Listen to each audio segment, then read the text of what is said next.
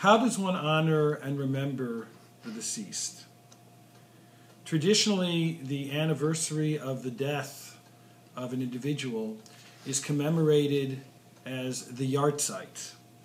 It is commemorated in various ways. A light is lit and kindled in memory of that individual, just like it is, by the way, we may not have mentioned in the Shiva house. The flame represents the flickering of the soul.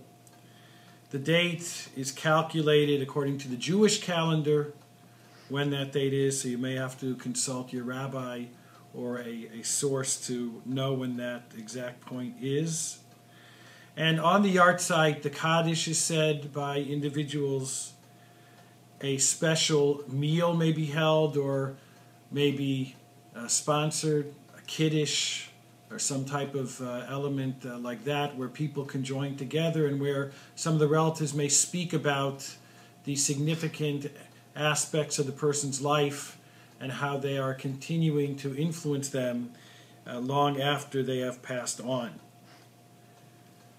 Aside from the yahrzeit, which is held once a year, 4 times a year there is a yizkur service, where we ask God to remember the individual who passed on.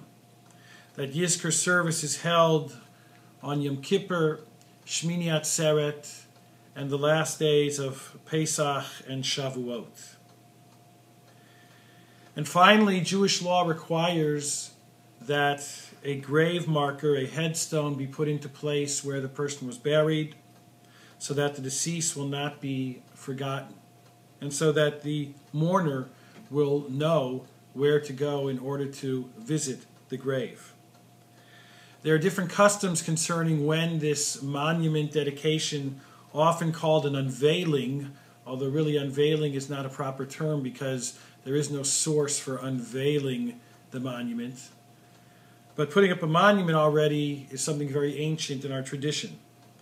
Some people put up the monument already right after Shiva or close to it.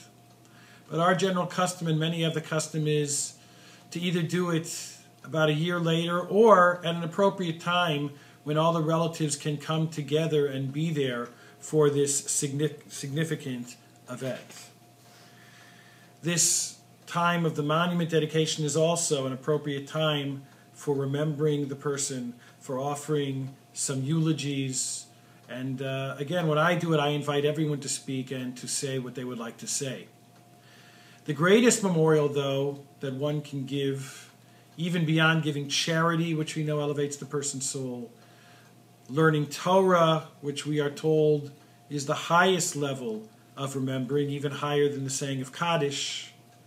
The greatest thing one can do is to live one's life as a model of what that individual passed on would want you to do, to live like he lived, to be dedicated to his ethics, to his values, and to the things that he deemed most important. If a person can do that, then it can surely be said that the person continues to live on in the daily life of those who lost their beloved. I'm Rabbi Hanan Balk, the Rabbinic Advisor for eshiva.com.